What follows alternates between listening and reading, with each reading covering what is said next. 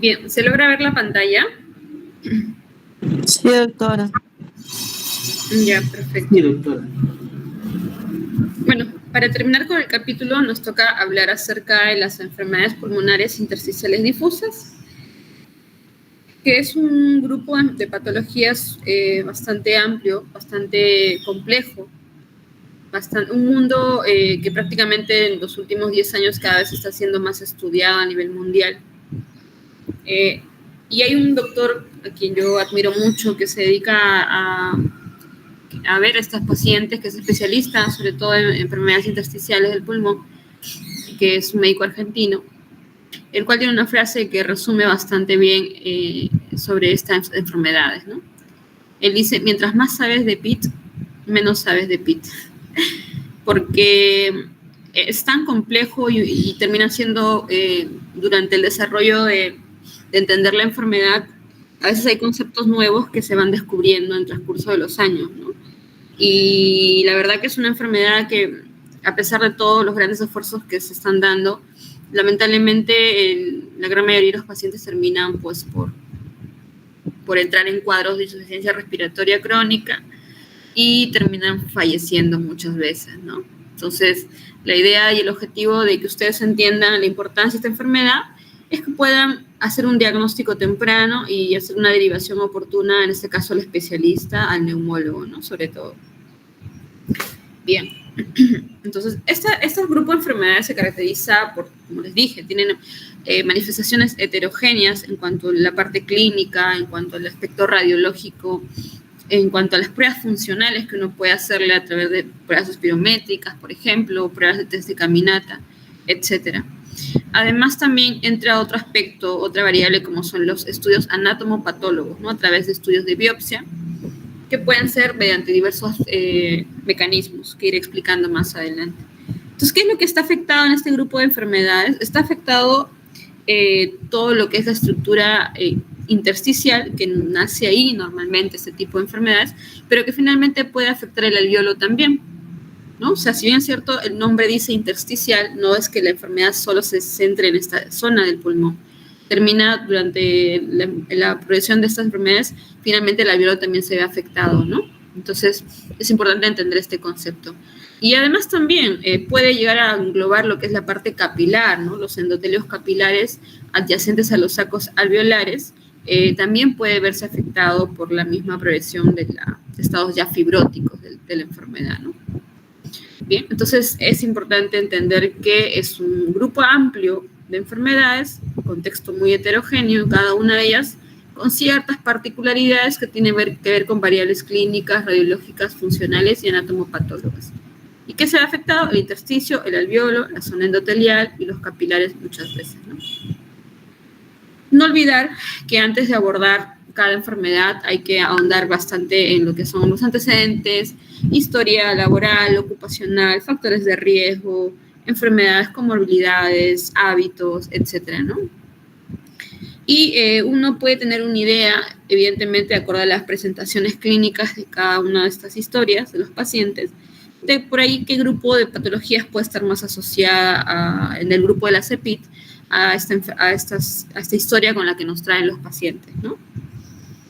Bien, entonces hay un estudio súper importante que es una herramienta básica que deberíamos solicitar siempre, que es el famoso TACAR, ¿no? El TACAR se llama así por sus siglas de ser una tomografía computerizada de alta resolución, la cual tiene ciertas características en cuanto a sus parámetros y la técnica de la medición, que esto, claro, es un campo más del radiólogo, pero básicamente consiste en ser un examen sin contraste, el cual trabaja con ciertos tonos mucho más nítidos que la tomografía común, ¿no? Y que se trata de ver reconstrucciones de imágenes tanto en la fase inspiratoria como expiratoria de la mecánica ventilatoria, ¿no? En el paciente. Es decir, se toma una tomografía en inspiración y otra en expiración en un paciente en supino, ¿no? En decúbito supino.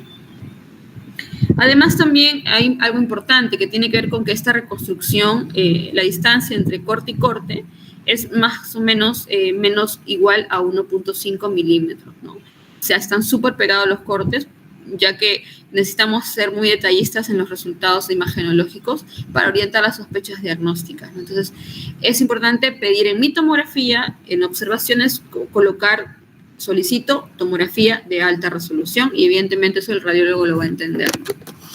Además, también en cuanto a la dosis de radiación que utilizan para este estudio, usan dosis bastante reducidas, ¿no?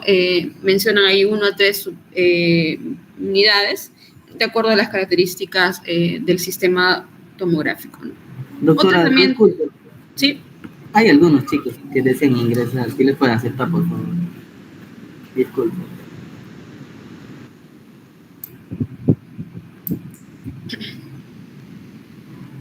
Gracias, doctor. Ya.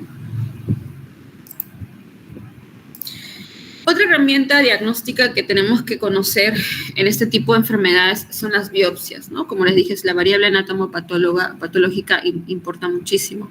Ahora, el problema es llegar a un estudio biópsico del pulmón, ya que si bien es cierto, es un campo del neumólogo, también pueden participar los cirujanos torácicos, ¿no?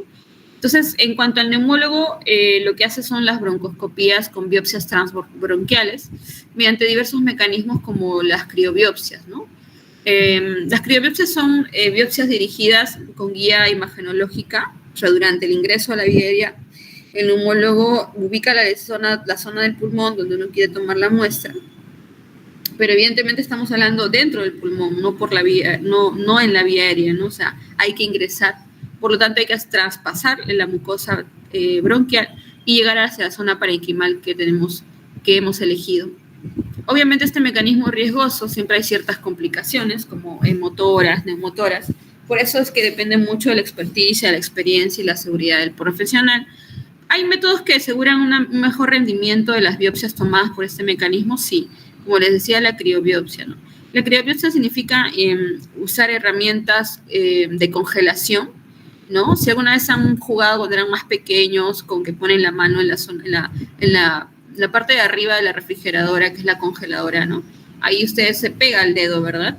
Entonces, el mecanismo es similar, ¿no? Y obviamente el frío que generamos con la criobiopsia es diferente, ¿no? O sea, es mucho más, la temperatura es mucho más baja para poder hacer este tipo de biopsias. Quiero decir que el objetivo es que la muestra que yo obtenga tiene que ser de un tamaño considerable para que el patólogo pueda hacer un buen análisis, ¿no? Estas son las herramientas que se utilizan. Utilizamos las sondas para biopsia. Además, también tenemos el equipo de criobiopsia, que es en la imagen de la izquierda, ¿no? Está marcado. Este es el equipo de criobiopsia que maneja ciertos niveles de temperatura, lo cual tiene que haber un auxiliar en la sala para prender la temperatura baja en el momento que el neumólogo ya llegó a la zona del pulmón que quiera tomar la muestra, ¿no?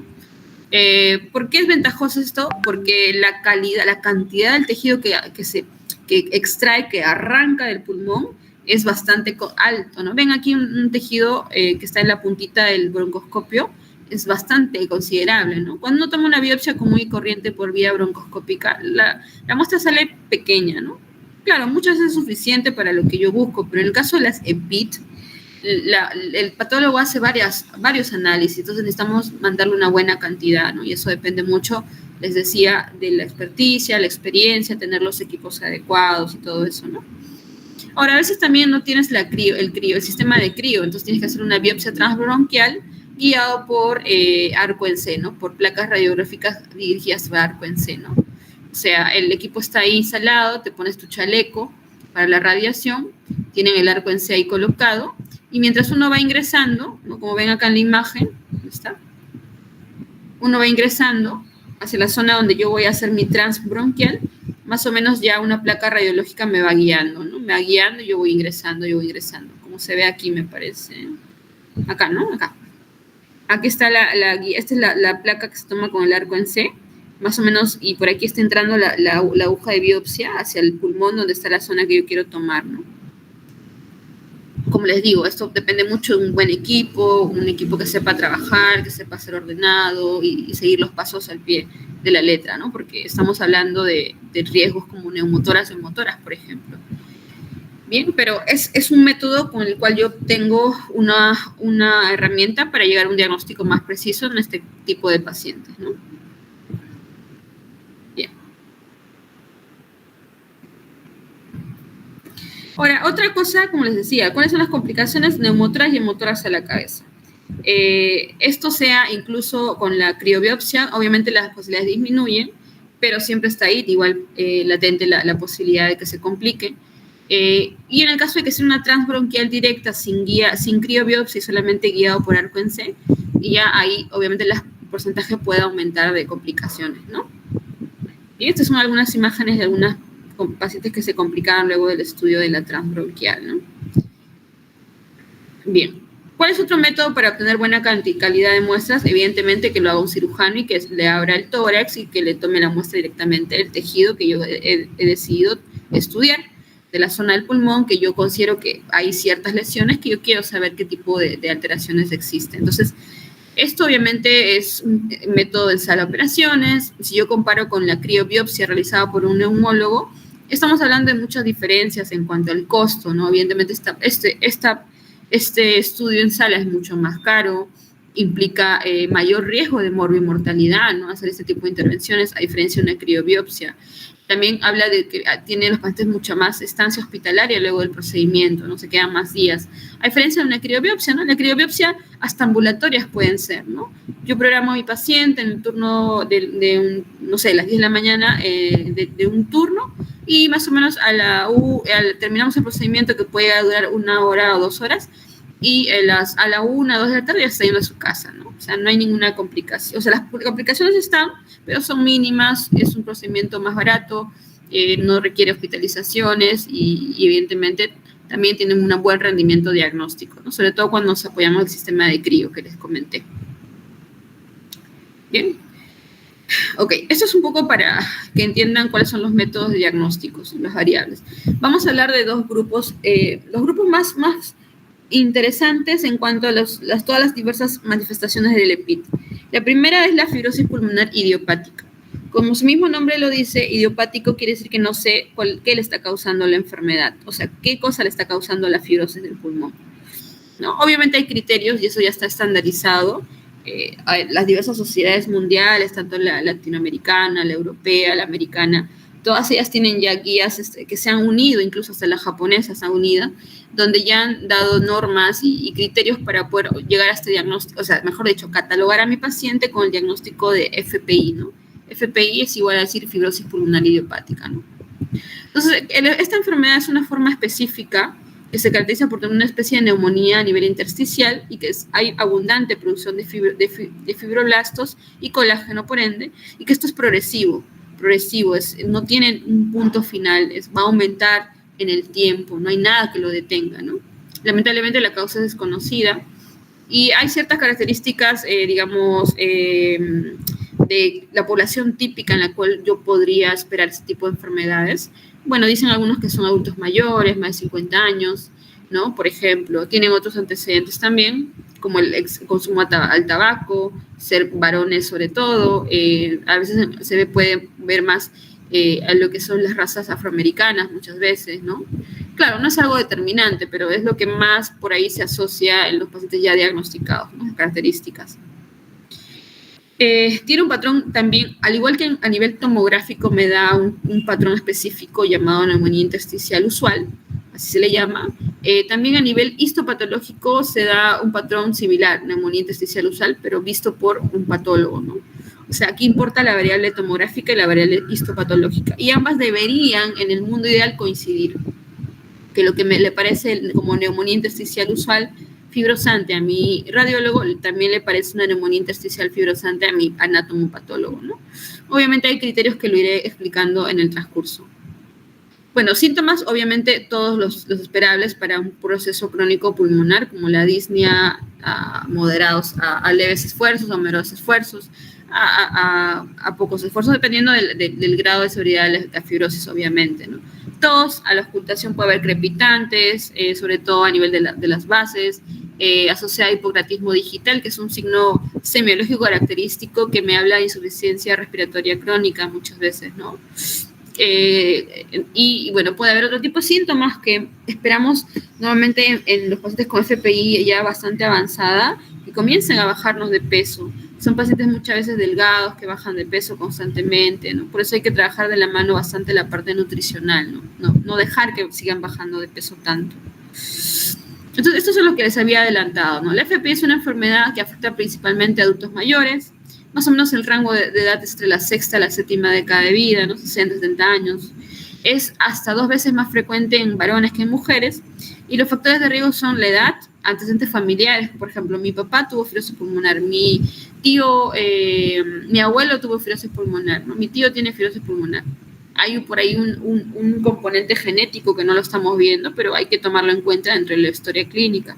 Como le dije, el antecedente de tabaquismo, ¿no? También hay que saber que está correlacionado a este tipo de enfermedades. O sea, no es una relación causa-efecto directa, pero dentro de tu evaluación inicial suma al criterio clínico para llegar a un diagnóstico finalmente, ¿no? Historia de reflujo, ¿no? Pacientes que tienen historia de reflujo, gastritis crónica, severas que no controla. ¿Por qué es importante esto? Porque el jugo gástrico es ácido.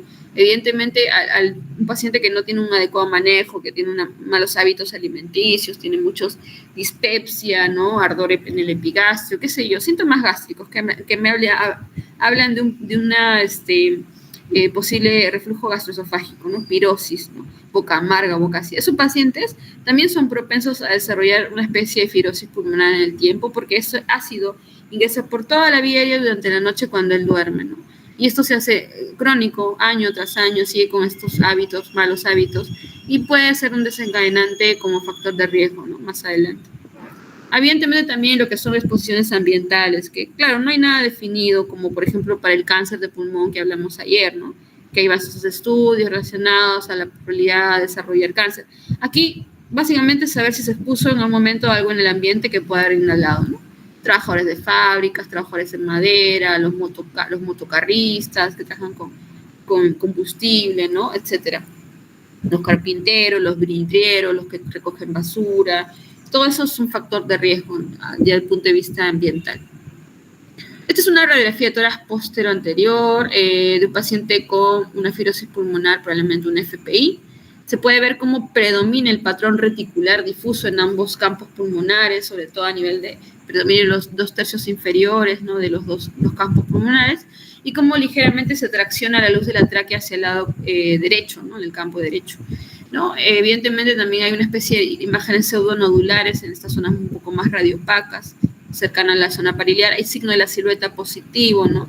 Todo alrededor del corazón está borroso, no se distinguen las cavidades cardíacas, ¿no? Que sí deberían notarse normalmente. Probablemente porque todo ese parénquima adyacente que está cerca de la silueta del corazón también está fibrosado y ese patrón reticular lo borra, ¿no? Borra la silueta cardíaca. Aquí se puede observar un patrón muy característico que es el panal de abeja, ¿no? Panalización. El fenómeno de panalización se da por la presencia de quistes que tienen espacios quísticos aéreos llenos de aire, ¿no? Que tienen un tamaño promedio de diámetro entre 3 a 10 milímetros, están uno al costado del otro, Normalmente tienen una distribución subpleural pegada a la pleura, apico-basales desde arriba hacia abajo muchas veces, y están formando columnas, o líneas, mejor dicho, 1 línea, 2 líneas, 3 líneas, 4 líneas, ¿no? Van avanzando así, ¿no?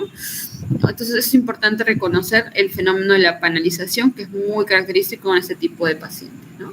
Normalmente las paredes de estos quistes pueden llegar a ser más delgadas de lo, digamos, que una bronquiectasia, ¿no? Uno dice, parece una bronquiectasia. No, las bronquiectasias, sobre todo las complicadas, primero que la ubicación es más central, ¿no?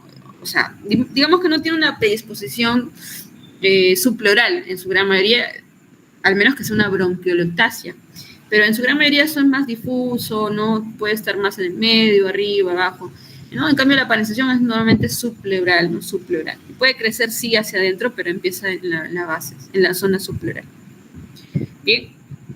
Algo que también podemos ver aquí son las bronquiectasias por tracción, que estaba aquí en esta imagen, la flecha celeste, ¿no? Como ven acá, cómo se distorsiona la luz del bronquio que circunda en el pulmón derecho, y que esta distorsión, este aumento de la luz del bronquio está originado, pero no por una infección, como se habló en el ciclo de Cole de las bronquiectasias, ¿no? Sino por una distorsión del parénquima adyacente que tracciona, jala, distorsiona la luz, y obviamente aparece una bronquiectasia al corte tomográfico, ¿no? Pero es diferente, recuerden, a las pacientes que tienen secuela por tuberculosis, ¿no? Que hacen, son zonas cicatrizales, pero que constantemente se infectan y avanzan más las cavidades, ¿no? Aquí podemos ver, por ejemplo, también el panal de abeja en esta región anterior del pulmón izquierdo. Aparece, estamos aquí entrando a los segmentos inferiores, donde se puede ver cómo predomina el fenómeno de panalización, lo mismo en la zona posterior, ¿no? Pero miren cómo siempre está pegado a los bordes pleurales, ¿no? En este caso la cara mediastinal, la cara costal, y acá igual en la zona posterior predomina el fenómeno de panalización de abejas, ¿no? Recuerden el concepto operacional, el diámetro promedio, la ubicación, cómo se distribuyen más que nada. Bien, ¿acá qué podemos distinguir? Acá podemos distinguir el patrón reticular. Vamos a intentar reconocerlo. El patrón reticular, por ejemplo, aquí. Ahora, está un poco pixeleado, ojo, porque es un corte de esa guía que les enseñé. Un poco se distorsiona cuando uno copia y pega, pero en fin, el punto del patrón reticular es que vemos como una especie de cuadraditos, ¿no? Cuadraditos seguiditos, chiquititos, uno detrás de otro, que no es lleno de aire. Esto no son quistes, porque no está lleno de aire, ¿no?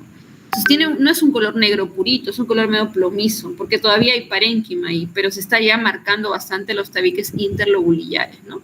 Y puede estar a nivel subpleural, puede estar a nivel más medial. El patrón reticular es diferente a la panalización, porque no es pulmón hueco, es pulmón que se está distorsionando, cuyos tabiques interlobuliares se están llenando de colágeno normalmente, ¿no?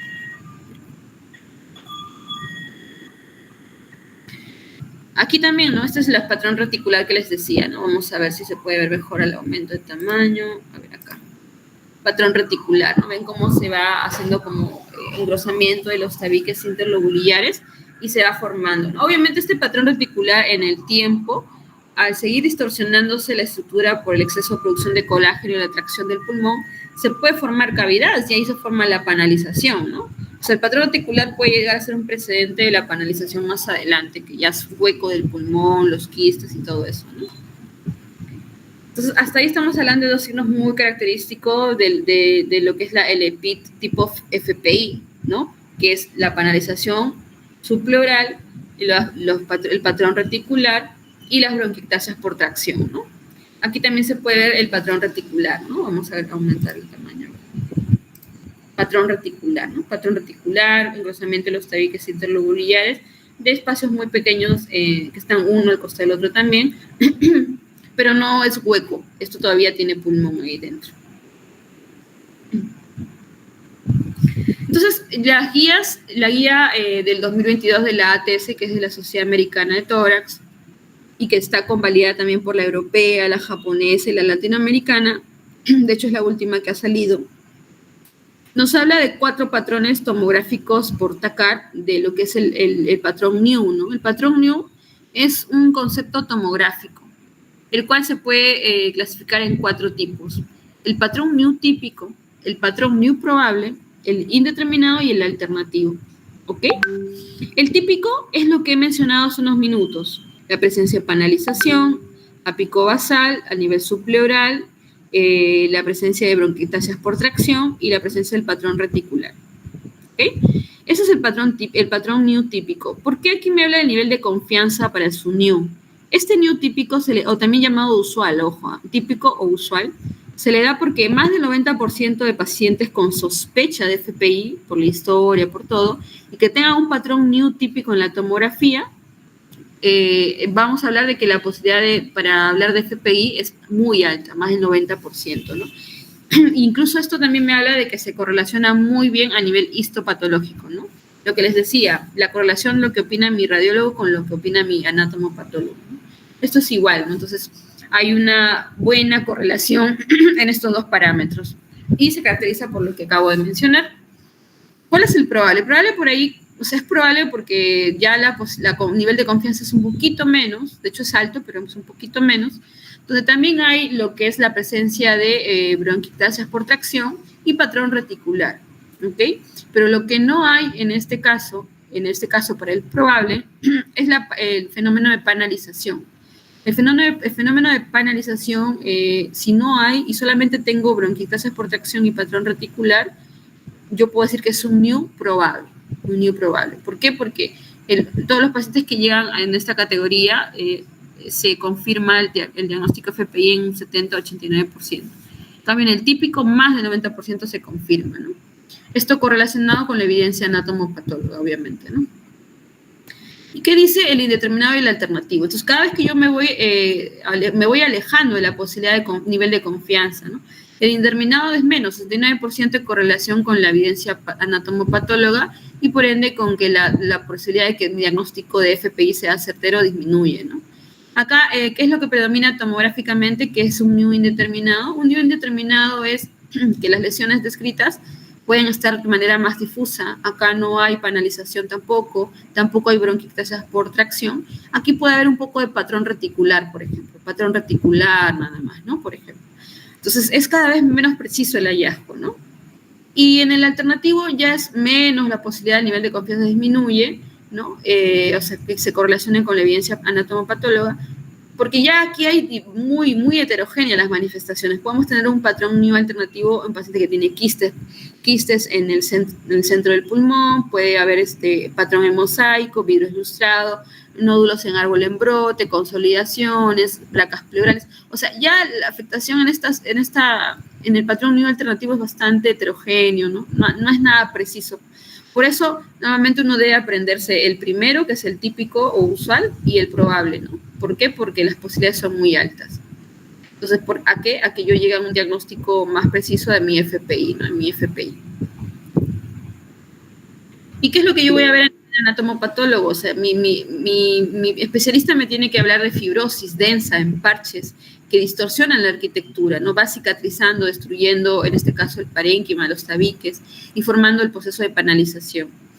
Le gusta, evidentemente, los bordes subpleurales a nivel paraceptales, hay presencia de focos fibroblásticos en el hallazgo de la biopsia, la ausencia de características que sugieran un diagnóstico alternativo, ¿no? Cuando todas estas características están presentes, se puede establecer un diagnóstico con un nivel de confianza bastante alto, en el caso del típico usual, no más del 90%.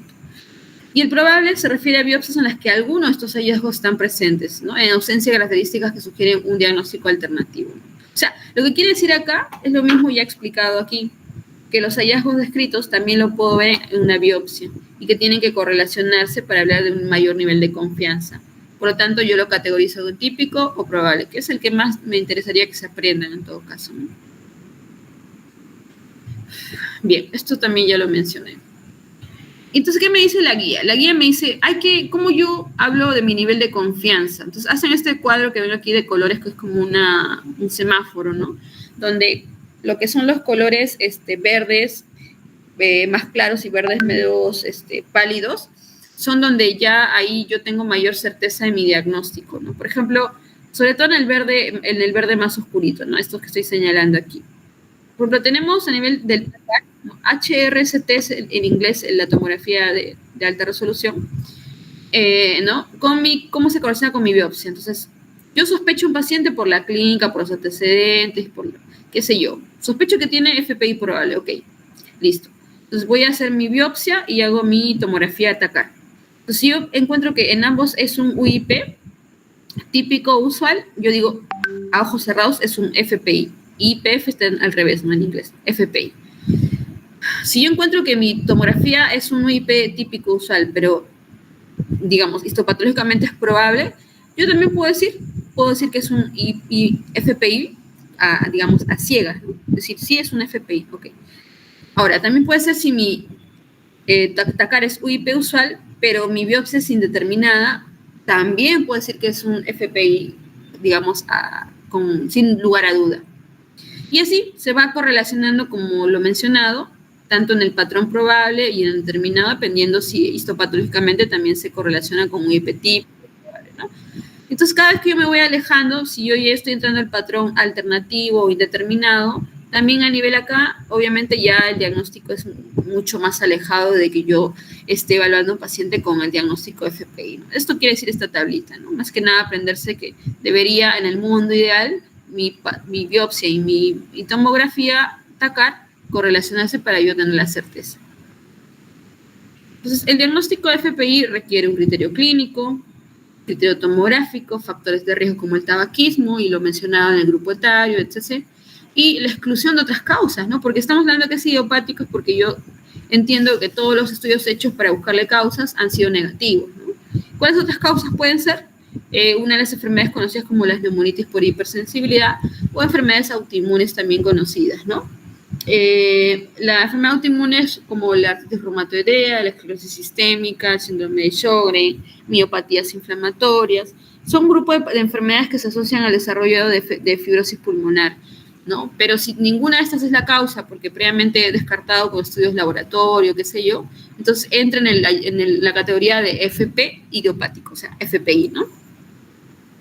La presencia del patrón NEW típico, usual y probable, sobre todo estos dos son los que más me orientan hacia un diagnóstico definitivo, como ven en este cuadro, ¿no?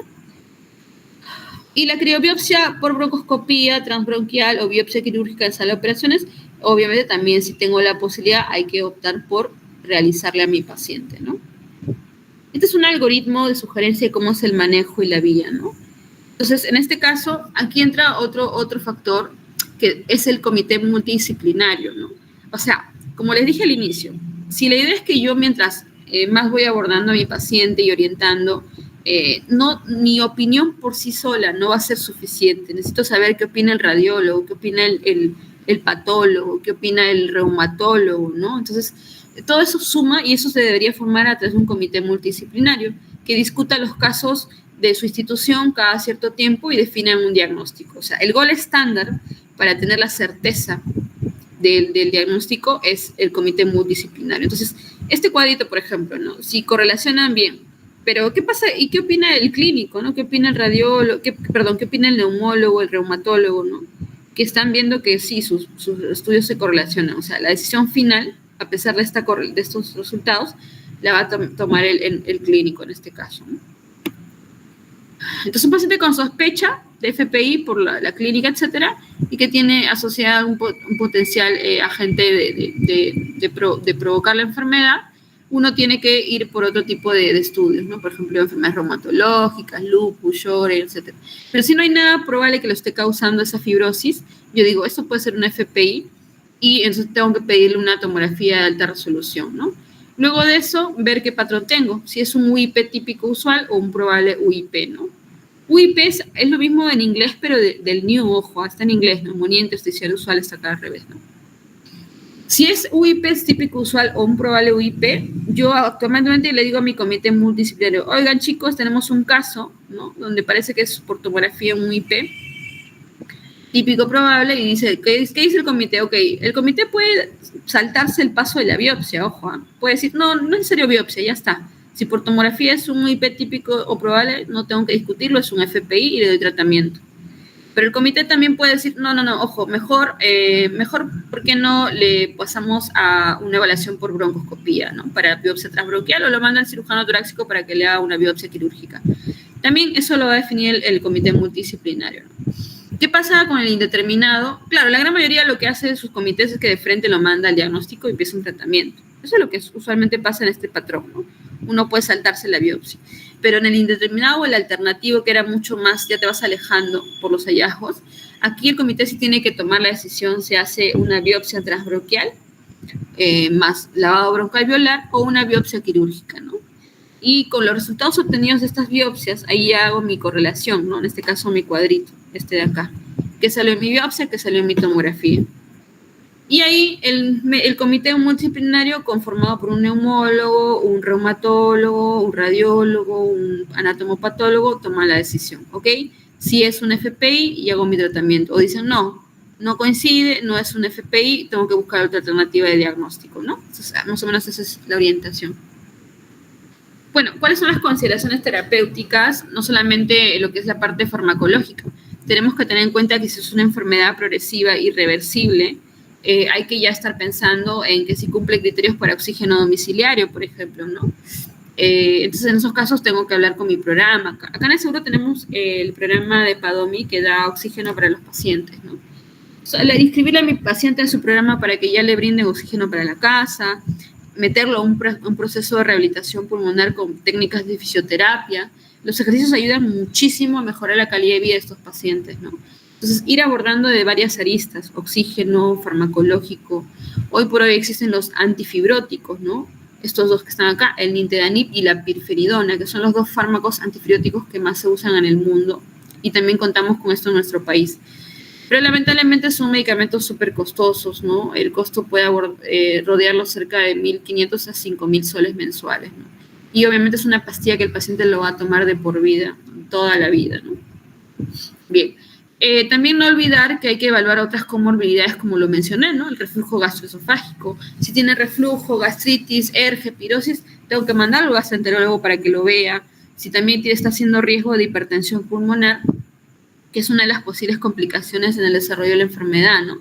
Sabemos que muchos de estos pacientes pueden hacer vasoconstricción hipóxica, aumento de la presión a nivel de la arteria, la presión arterial media de la arteria pulmonar, y por ende originar la patología de hipertensión pulmonar con el cor pulmonare, que es la falla cardíaca derecha, ¿no? Pues tengo que mandarle a un cardiólogo que le haga un ecocardiograma, si el cuadro lo amerita, mandarlo a cateterismo derecho, dependiendo del caso, ¿no? Si también muchos pacientes tienen, y hay estudios que ya correlacionan el apnea obstructiva del sueño, que tienen que ver con un empeoramiento de la hipoxemia, ¿no? Sabemos que estos pacientes se ahogan en la noche cuando están roncando, cuando duermen, y esto origina muchas complicaciones después a lo largo de su vida. Entonces, si es un paciente con FPI que tiene apnea del sueño, tenemos que tratar el apnea del sueño con los mecanismos que existen, ¿no? Cáncer de pulmón. Ya hay estudios que correlacionan ambas enfermedades, fibrosis pulmonar con cáncer de pulmón. Estas dos enfermedades pueden ir de la mano sin ningún problema. Obviamente hay que tratar tanto la fibrosis como el cáncer en su momento. Lamentablemente esto sí empeora el pronóstico, porque evidentemente un paciente con cáncer de pulmón que tiene que recibir quimioterapia, inmunoterapia, radioterapia, y eso va a empeorar el cuadro, porque sabemos que estos tratamientos mencionados para el cáncer pueden producir una especie de neumonitis, fibrosis por radiación, y obviamente eso agrava el cuadro y empeora el pronóstico a corto plazo, ¿no? Y llevarlo hasta la muerte del paciente. También está el concepto de paliativos, ¿no? Evidentemente se trata de darle calidad de vida a la persona. Nada de esto, nada de lo que está acá va a hacer que la fibrosis desaparezca, lamentablemente, ¿no? Y hay un tiempo de vida promedio en que nos van a acompañar y luego de eso, pues lamentablemente se irán. Entonces, ¿qué tenemos que hacer nosotros? Captarlos a tiempo, evitar que llegue a estadios avanzados, progresivos, y mejorarles su calidad de vida para que ellos puedan seguir estando con sus seres queridos, ¿no? En casa y acompañándolos, ¿no? Entonces es súper importante nuestra participación en este caso. Bien. Ok. Estoy retrocediendo. No hay que olvidar que hay que hacer diagnósticos diferenciales. No todo lo que tiene este patrón NEW mencionado es necesariamente fibrosis pulmonar idiopática, ¿no? Hay patrones NEW que también se puede ver en pacientes con AR y EPIT. Hay patrones NEW, ¿no? Que también se puede ver en esclerosis con EPIT o EPIT producido por fármacos, ¿no? Fármacos que producen... ¿Cuáles son los 4 fármacos más conocidos que producen fibrosis pulmonar? 1, la nitrofurantoína, 2, la miodarona, 3, la furosemida y 4, el metrotexato, ¿no? O sea, puede ser pregunta examen, ¿no? Entonces, esos son los fármacos que más se relacionan a lo que es el EPIT tipo fibrosante, ¿no? En muchos pacientes. Obviamente estamos hablando de que lo usan por años y todo, no es que te tomas una pastilla, te va a dar fibrosis. Bien, entonces también, o sea, no necesariamente el patrón NEW tomográfico va a ser patognomónico de fibrosis pulmonar idiopática, ya que hay otras patologías que también te pueden dar eso, ¿ok? Hay que tomarlo en cuenta. Existe un grupo de fibrosis pulmonar familiar, ¿no? Estos famosos de que mi abuelo, mi hermano, mi papá, mi tío, fibrosis. Muchas veces se hacen estudios genéticos, claro, en nuestro país no hay esto, pero en otros lugares sí hacen estudios de mutaciones genéticas en determinados segmentos del ADN, de las células alveolares de nuestro sistema respiratorio, ¿no? Entonces pueden encontrar ciertas mutaciones que correlacionan en el grupo de la fibrosis pulmonar familiar, ¿no? Es raro, realmente es raro. Es raro que tantas generaciones tengan fibrosis. Normalmente eso se saltan, ¿no? O sea, y es más, no necesariamente el tener familia te garantiza que tengas fibrosis, pero hay un grupo conocido, ¿no? El pronóstico, como le dije, es pobre. Lamentablemente, el tiempo de supervivencia puede durar a 3 a 4 años si la enfermedad es muy agresiva. No obstante, la evolución de esta enfermedad puede ser variable. Sí es cierto que hay variantes que no son tan agresivas y que avanzan más lentamente y por ende pueden llegar hasta vivir hasta 10 años muchos pacientes. Pero tengan en cuenta que si a toda esta irrealidad de la enfermedad le sumamos un cuidados adecuados con todo lo mencionado aquí, ¿no? En este cuadro, esto obviamente alarga y prolonga la sobrevida y la supervivencia del paciente, ¿no? Entonces, es importante tomar en cuenta hacer un manejo multidisciplinario, un manejo oportuno de varias aristas, ¿no? No pasar desapercibido ningún dato importante de la historia del paciente. Bien, dentro del manejo hay que hacerle seguimiento tomográfico anualmente, hay que hacerle seguimiento de pruebas funcionales cada 4 o 6 meses, ¿no? Es lo que siempre se recomienda.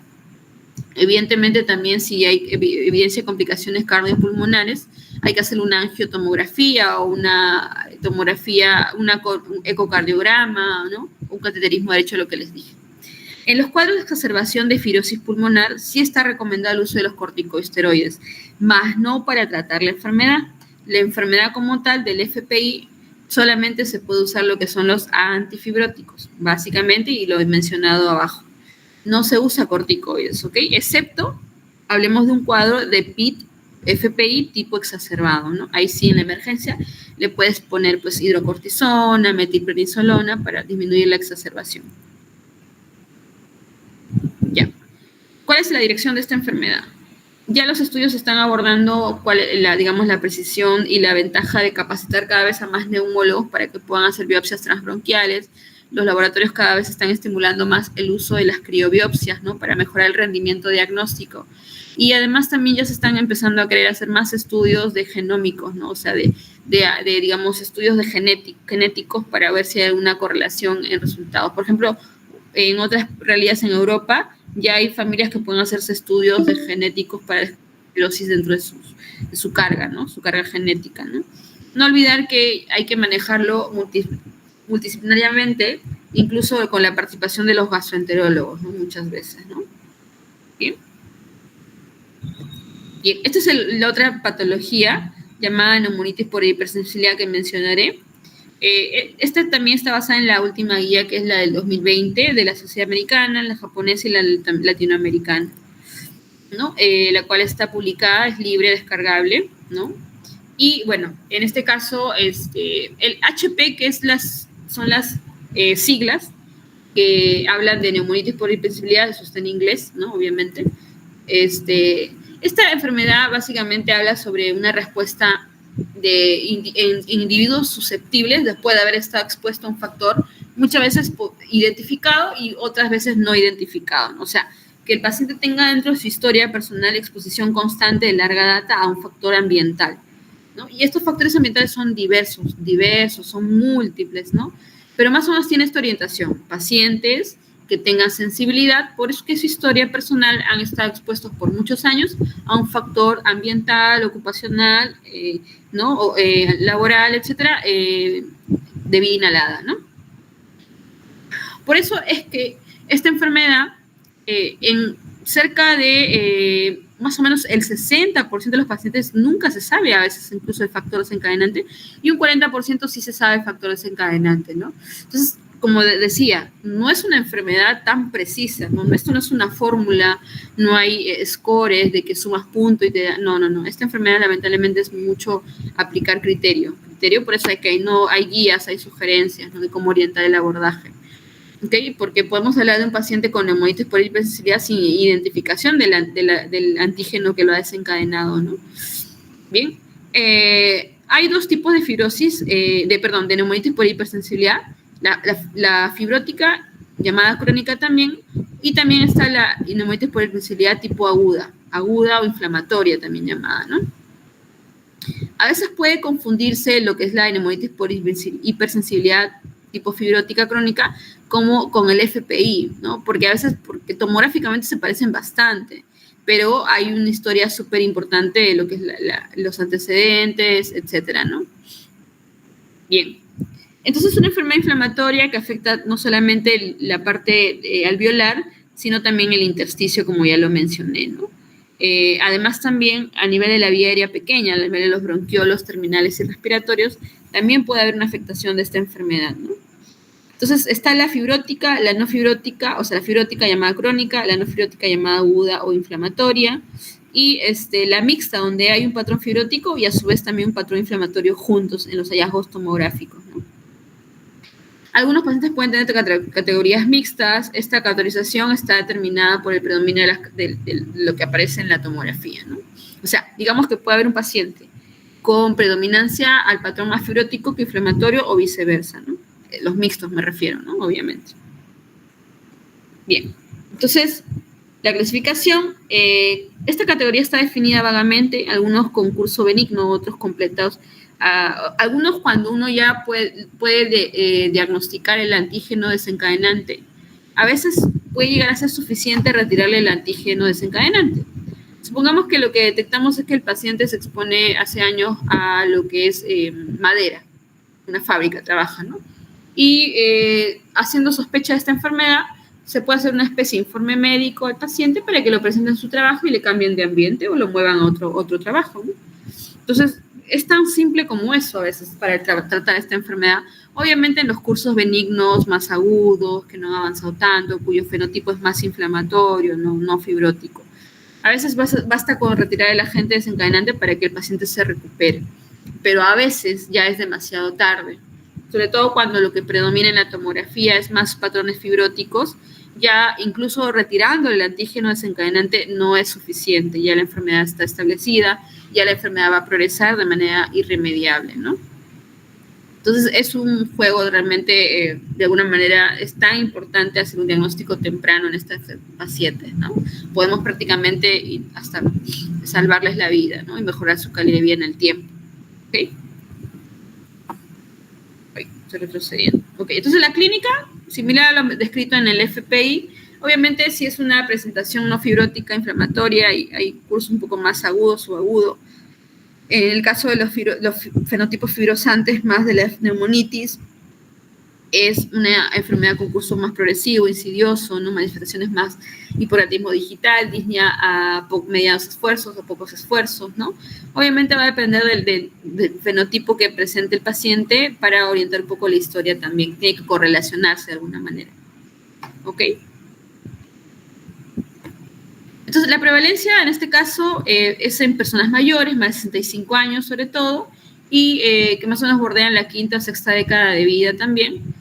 La evaluación de las pruebas funcionales, que es una de las variables que hay que ver de seguimiento y monitoreo en estos pacientes, como aplicar una espirometría para ver cuánto de valor tienen en su capacidad vital forzada, ¿no? Acá está mal, le falta la F, capacidad vital forzada.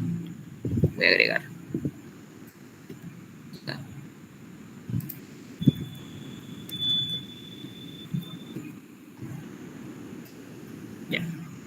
También medimos lo que es la prueba de DLCO, que es el test de difusión de monóxido de carbono, que también se hace a nivel de las pruebas funcionales clásicas, ¿no?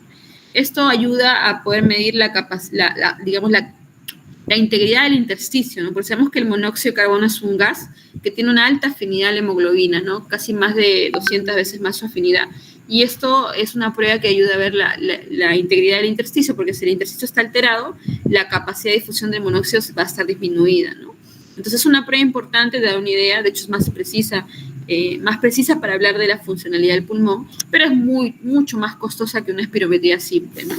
Una test de difusión de monóxido de carbono puede estarse bordeando los 500 a 700 soles, ¿no? En cambio, una prueba espirométrica está pues más o menos 50 soles, 100 soles, ¿no? Más o menos aproximadamente. Y eso lo hacemos en el seguro hacemos espirometrías, ¿no? En el seguro no estamos haciendo ahorita prueba de test de difusión de monóxido, ¿no? Otro estudio importante que se usa es el lavado broncoalveolar, ¿no? Aquí lo que hacemos es instilar suero en la luz endobronquial mediante un estudio endoscópico y hacer un lavado, meter suero y lavar, aspirar todo ese suero administrado que ha viajado por todas las luces bronquiales, los segmentos, y aspiramos, succionamos todo y eso lo mandamos a que lo lea el patólogo, ¿no? Que en este caso hace una especie de centrifugado, un sedimento que extiende y cuantifica el número de linfocitos, número de neutrófilos, número de glóbulos rojos, número de eosinófilos, que son las células que más nos importan a los neumólogos para poder saber. En el caso de la neumonitis por hipersensibilidad, el porcentaje ideal para el diagnóstico tendría que ser más de 30% idealmente, ¿no? Para que sea un criterio más a favor de su diagnóstico, ¿no? Sobre todo en los que tienen un fenotipo en lo que es más, digamos, inflamatorio, ¿no? Bien, entonces, como les dije, si yo puedo retirar a tiempo el factor desencadenante, a veces la evolución de la enfermedad se detiene, ¿no? Porque, claro, acá sí se sabe el antígeno que lo está desencadenando. Pero cuando no logro saber el antígeno, es inevitable la progresión y muchas veces entran en estados de insuficiencia respiratoria crónica y, por ende, más adelante en la muerte, lamentablemente, ¿no? Entonces, es importante todo esto, ¿no? Características de mal pronóstico, que también lo menciona la guía. ¿Qué paciente que desde que uno lo capta con las características que tenga va a ser de mal pronóstico, o sea, con alto riesgo de mortalidad en poco tiempo, en menos de 5 años? Tabaquistas, que tengan una capacidad vital forzada disminuida, menos del 50% en la gran mayoría, disminuida. La falta de linfocitosis en el líquido de Ball, ¿no? Eso también es otro criterio. Y la exposición persistente a un agente desencadenante, ¿no? Tengo pacientes, por ejemplo, que crían gallinas y no quieren dejar de criar gallinas. Uno les explica, digamos, les orienta, y ellos igual siguen criando sus pollitos, sus gallinas, ¿no? Entonces, obviamente, no hay mucho que hacer, el paciente sigue expuesto a la factor desencadenante.